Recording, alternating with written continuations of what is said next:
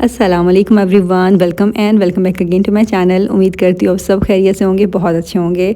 आजकल क्योंकि बरसात है तो तकरीबन हर रोज़ ही बारिश हो रही होती है। सुबह तो बहुत ही तेज़ हो रही थी लेकिन अब थोड़ी हल्की हो गई है, तो मैंने सोचा कि ठंडे ठंडे मौसम में गरम गरम चाय इंजॉय करते हैं। और इलियाना भी सो के उठी है, खिड़की से इसने मुझे देखा है ना तो उठते सीधा मेरे पास भागती हुई आई है। बारिश तो हर जगह की बहुत ही प्यारी होती है, लेकिन पहाड़ों में बारिश की अपनी बात होती है। सारे जो पहाड़ होते हैं बादलों से कवर होते हैं, लेकिन तेज़ बारिश इन पहाड़ों में काफ़ी ख़तरनाक भी होती है। फ्लैश फ्लड के चांसेस ज़्यादा होते हैं और फ्लड की वजह से ना तो पूरा पूरा गांव जो है वो तबाह हो जाता है। रात में तो ना इतनी तेज़ बारिश हो रही थी और वो भी आंधी के साथ। और यहाँ पे ना ज़्यादा जो घरों के ऊपर शीट डली होती है, और शीट की वजह से तो तेज़ जो बारिश होती है ना, ऐसा लगता है जैसे ऊपर कोई पत्थर फेंक रहा हो। और हमें तो ऐसा लग रहा था कि बस हमारी जो शीट है ना वो उड़ के चली जाएगी। तो खैर सुबह पता चला कि बहुत से जो लोग हैं ना वो अपने अपने घरों से निकल के पहाड़ों की तरफ गए हुए हैं रात में, कि पहाड़ों से अगर फ्लड वगैरह आ रहा है तो उस पर नज़र रख सकें और गाँव वालों को टाइम से इन्फॉर्म कर सकें। तो बस अगर अल्लाह ना करे अगर ऐसा कुछ हो जाए ना, तो बस यही है कि जान बचा के ना किसी तरह भागना होता है और कोई चांस नहीं होता फ्लड से बचने का। तो बस यहाँ पे ना अभी नाश्ते की तैयारी हो रही है। मैं और नाहिदा नाश्ता बना रहे हैं। नाश्ते में एक तो टूटर है जो कि बच्चों का बहुत ही फेवरेट है, इवन मुझे भी बहुत पसंद है। इसमें क्या होता है, नाहिदा ने सुबह आटे के अंदर थोड़ा सा आटा और खमीर डाल के ना इसको गूंद लिया था, थोड़ी देर रखा है। तो उसके बाद बस इसको डीप फ्राई करेंगे, डिफरेंट डिफरेंट शेप्स में इसको काट लेते हैं। तो बच्चों को इस तरह से बहुत ही पसंद आता है, तो इनके लिए तो डेली ये बन रहा होता है। साथ में बन रही है गोली। और मंसूर आजकल ना थोड़ा सा अवॉइड करें ऑयली चीज़ों को, तो उनके लिए ना सिंपल जो इंस्टेंट चपाती होती है तवे के ऊपर बनती है वो बन रही है। बच्चों को हमने ब्रेकफास्ट पहले ही दे दिया ताकि ये लोग आराम से अपना नाश्ता कर लें, इनको भूख लग रही थी। और उसके बाद हम सुकून से अपना नाश्ता करेंगे। पहाड़ों के ऊपर बादल देखें बिल्कुल नीचे तक आए हुए हैं।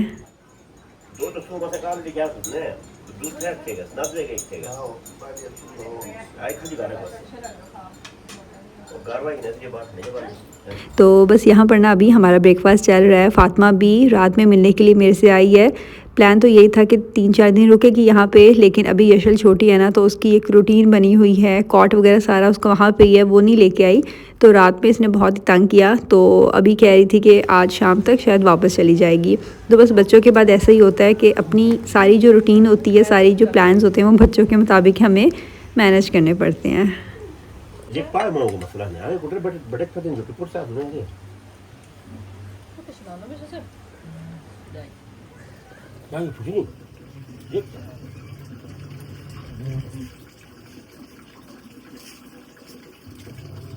दो तीन दिन से बारिश हो रही थी तो बच्चों के कपड़े धुल ही नहीं सके, तो अभी काफ़ी सारे गंदे हुए हुए थे। तो मैंने सोचा जल्दी से मशीन लगा लेती हूँ। मौसम थोड़ा सा साफ़ हुआ हुआ है और मौसम जो है उसका पता नहीं चल रहा, कभी थोड़ा सा क्लाउडी हो जाता है, कभी सनी हो जाता है और कभी बारिश स्टार्ट हो जाती है। तो मैंने सोचा कि इससे पहले कि बारिश स्टार्ट हो मैं मशीन लगा लेती हूँ।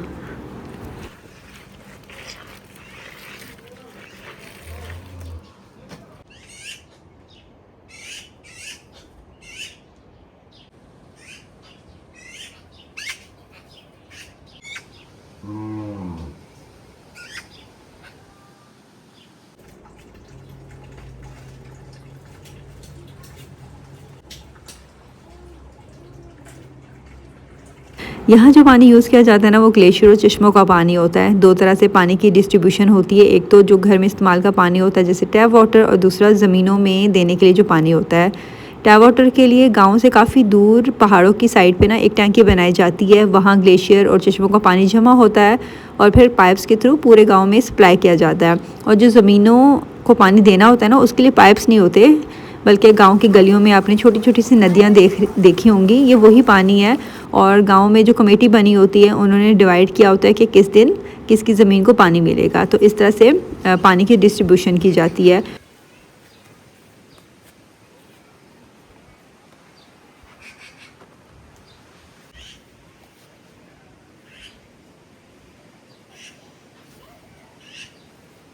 हालांकि मैंने बिल्कुल थोड़े से कपड़े धोए, लेकिन मेरे जो हाथ है वो बिल्कुल फ्रीज़ हो चुके। बिल्कुल नीला कलर हुआ हुआ था हाथों का, इतना ठंडा पानी था। क्योंकि आजकल मौसम ठंडा है ना, तो इस वजह से जो पानी आ रहा है वो भी बिल्कुल बर्फ़ जैसा ठंडा पानी है।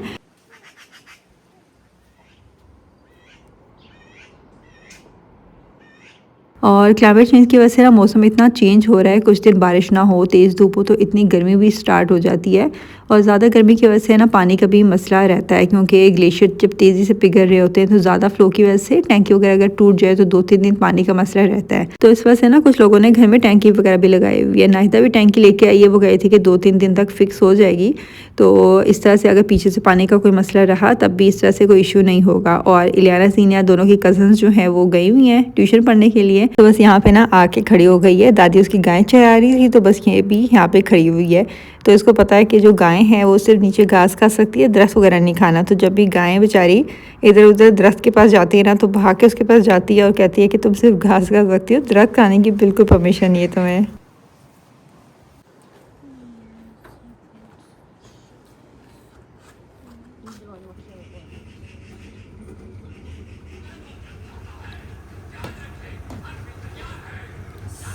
और बस यहाँ पे ना भी मक्खन बनने वाला है। हर जगह डिफरेंट तरीके से मक्खन बनाते हैं। कुछ लोग दूध को उबाल के उसकी जो क्रीम होती है ना वो सेपरेट करके उससे मक्खन बनाते हैं, लेकिन गाँव में ना सब लोग इसी तरह से मक्खन बनाते हैं कि जो एक्स्ट्रा दूध है उसको अलग एक बाउल में जमा करते रहते हैं।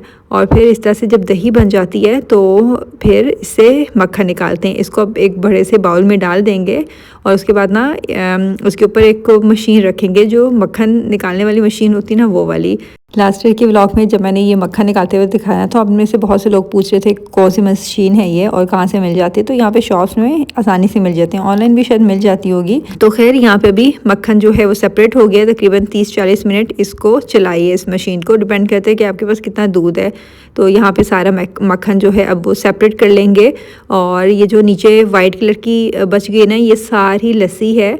तो सबसे पहले तो ये जो मक्खन है ना इसको अच्छी तरह से धो लेंगे पानी से, ताकि लस्सी की स्मेल ना रहे। तो इस तरह से लस्सी भी हमें मिल जाती है और मक्खन भी मिल जाता है।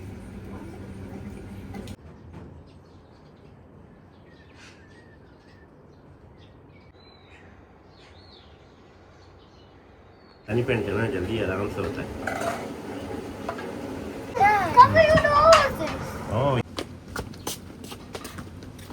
दो तीन दिन पहले हम लोग मार्केट गए थे, वहाँ से एक पेंट लेके आए। चेयर्स तो उसकी ख़राब हो रही थी, तो सोचा कि चेयर्स पे पेंट करते हैं। तो अगेन बारिश थी तो इस वजह से पेंट नहीं कर सके। अभी मौसम थोड़ा सा साफ़ हुआ है तो सोचा इन पे पेंट कर लेते हैं। बच्चे भी बहुत एक्साइटेड हो रहे हैं, तो बस वेट कर रहे हैं कि हम लोग भी थोड़ा सा पेंट करेंगे। तो मैं तो नहीं करने वाली, मंसूर करेंगे और साथ में उनकी हेल्प जो है वो बच्चे करने वाले हैं।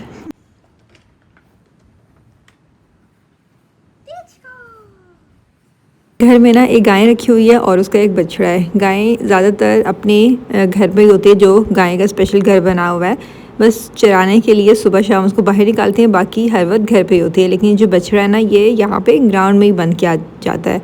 तो वहाँ पे जहाँ पे पहले बंद था वहाँ पे थोड़ी सी धूप आ रही थी, तो हमने सोचा इसको यहाँ पे ला के यहाँ पे बंद कर देते हैं। घास भी खाती रहेगी और यह है कि छाँव में भी रहेगी।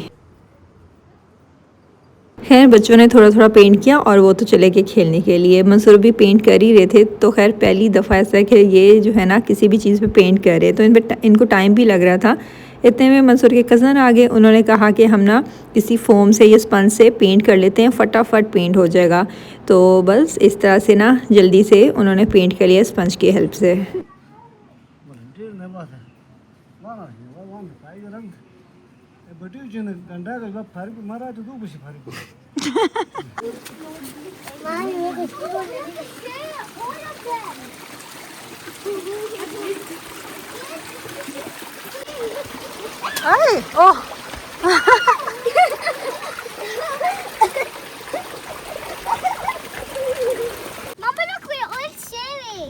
इसको नबी को भी दो। नहीं, बस बाकी छोड़ो यार। हाँ दे दो। Thank you. Good good.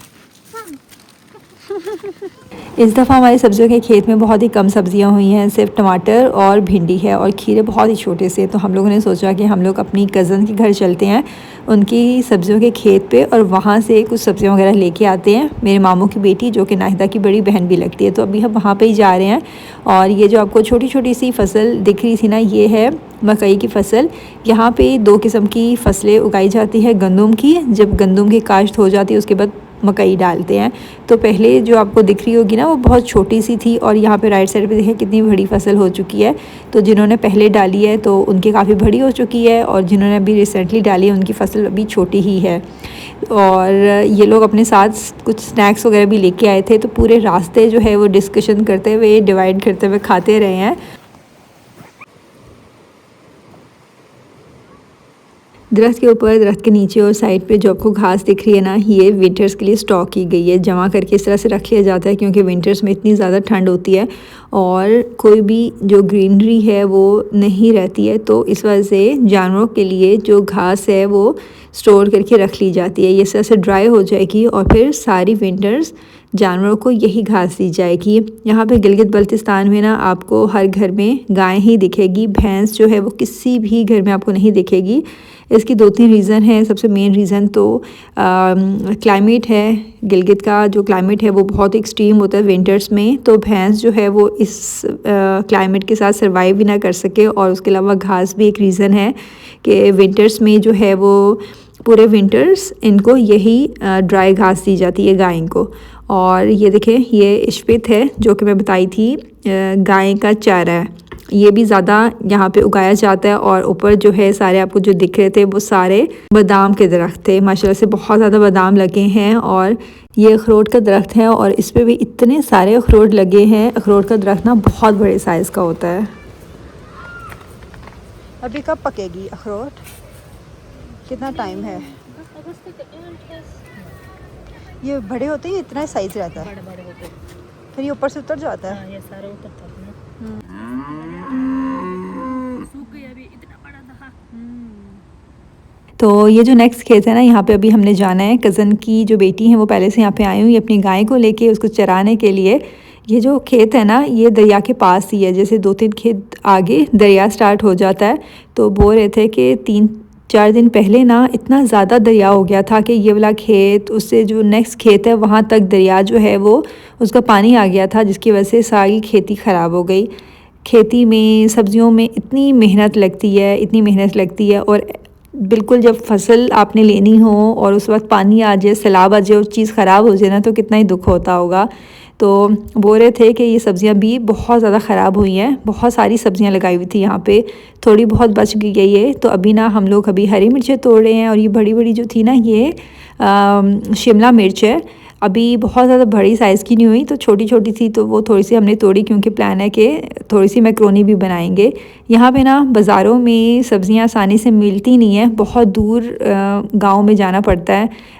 तो करीब के किसी गांव में सब्ज़ियाँ नहीं मिलती क्योंकि हर किसी ने अपने घरों में लगाई होती हैं, इसलिए बाज़ार में सब्ज़ियाँ मिलती ही नहीं है।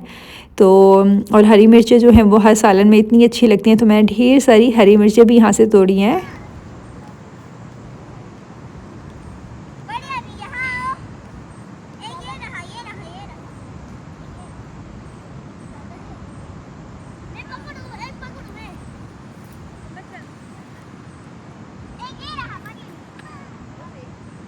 देसी खीरे ना बहुत ही मज़े के होते हैं। हम लोगों ने ढेर सारे देसी खीरे तोड़े। और आप में से किसी ने लास्ट वीडियो में पूछा था कि यहाँ के लोगों का प्रोफेशन क्या होता है और सोर्स ऑफ इनकम क्या है।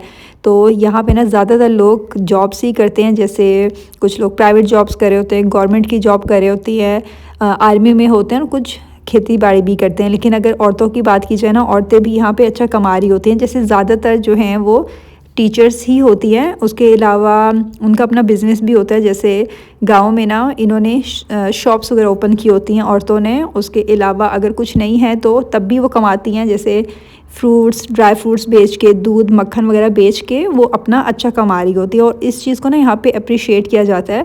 और मैंने आज तक एक सिंगल केस भी ऐसा नहीं देखा जहाँ पे औरत पे पाबंदी हो कि तुम कमा नहीं सकती हो या तुम जॉब नहीं कर सकती।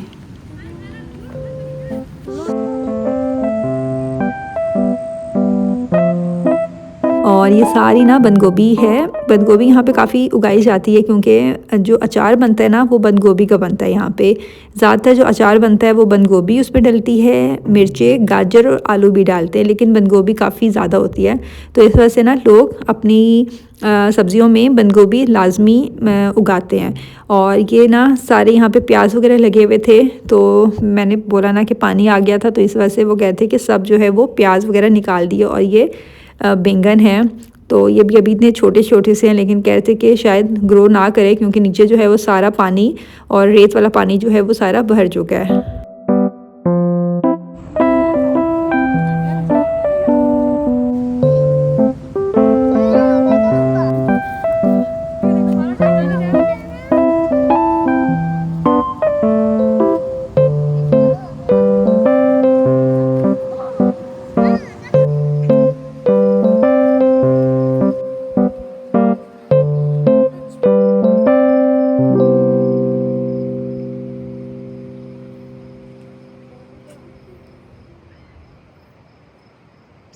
वापसी पे हम लोग घर जा रहे तो हम लोगों ने देखा कि यहाँ पे किसी के घर में आड़ू लगे हुए हैं। आड़ू इतने मज़े के होते हैं लेकिन अभी कच्चे हैं। जुलाई में इसी तरह से होता है, या तो सारे फ्रूट्स जो हैं वो ख़त्म हो चुके होते हैं या सारे कच्चे होते हैं। और यहाँ पे जो औरतें हैं वो खेतों में काम वगैरह कर रही हैं। खेतों का काम ज़्यादातर औरतें ही कर रही होती है, जैसे कटाई वगैरह करना, और इस तरह से पानी शानी जो है वो आदमी देते हैं। और जो खेत था ना जहाँ से हम आए हैं वो इतना दूर था, हम लोग इतना थक गए, तो यहाँ पे बस हम लोग वेट कर रहे हैं, थोड़ा सा रेस्ट कर रहे हैं। और इलियाना को प्यास लग रही थी तो यहाँ पे इनके घर गई है पानी पीने के लिए, और सामने ना एक छोटी सी शॉप भी है। तो बच्चे कह रहे थे उन्होंने कुछ खाना है, तो बस उसको पैसे वगैरह दिए नाहिदा ने कि जाओ आप लोगों ने जो लेना है ले लो। तो ये अपने लिए ना ये कुल्फ़ी लेके आए हैं। गाँव में ये बहुत ही फेमस है। इसके अंदर शायद रूह अफ़ज़ा वगैरह डालते हैं या पता नहीं कलर होता है। खैर मैंने तो अपने लिए निम्को ली थी, चटपटी सी, बहुत ही मज़े की होती है। तो यहाँ पे हम थोड़ा सा रेस्ट करेंगे और फिर उसके बाद घर की तरफ निकलेंगे।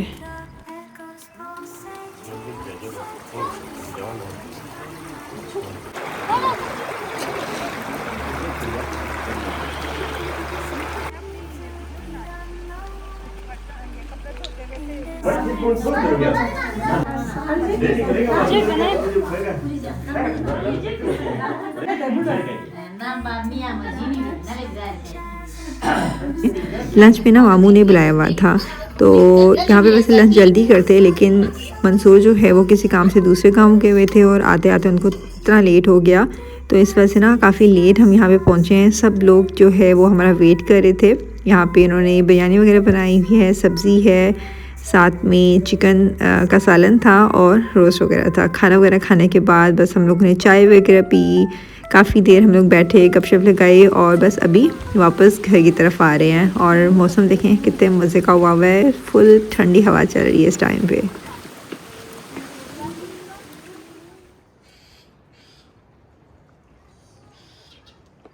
ये ना अभी शाम का टाइम है। शाम के टाइम पे बड़ा प्यारा मौसम हो गया, दोबारा से हल्की हल्की बारिश स्टार्ट हो गई। तो हमने सोचा कि चाय बाहर ग्राउंड में पीते हैं। हालांकि बारिश हो गई थी हल्की हल्की सी, लेकिन फिर भी हम चाय बाहर ही ले आए। तो चाय वगैरह पियेंगे और फिर फातिमा लोग निकलेंगे गिलगित के लिए। तो हम इनको कह रहे थे कि अगर निकलना है या तो कल निकलो, वरना जल्दी निकलो, क्योंकि बारिश जब तेज़ हो जाती है ना तो गिलगित का जो रास्ता है ना वहाँ से ऊपर से पहाड़ों से पत्थर गिरे होते हैं। हालांकि 1 आवर का डिस्टेंस है, लेकिन फिर भी जितना एहतियात करो उतना बेहतर है। तो बस थोड़ी देर तक ये लोग गिलगित के लिए निकल जाएंगे।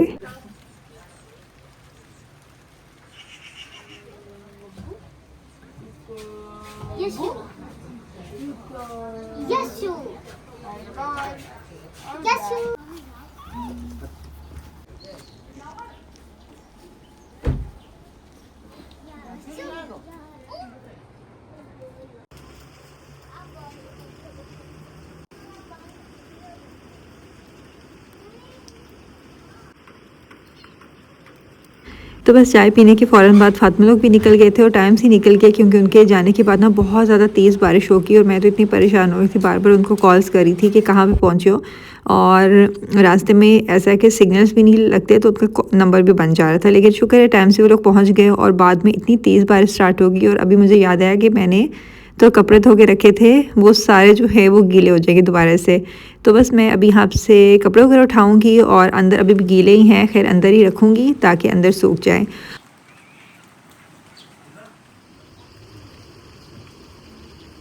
तो बस ये था आज का मेरा पूरा दिन। मैंने कोशिश की हर चीज़ कवर करूँ, लेकिन बहुत दफ़ा ऐसा होता है कि मैं बैठी होती हूँ ना, मैं भूल जाती हूँ कि मैंने वीडियो भी बनानी है।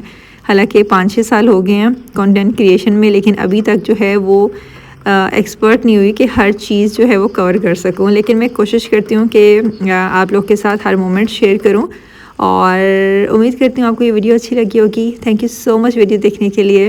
अल्लाह हाफिज़।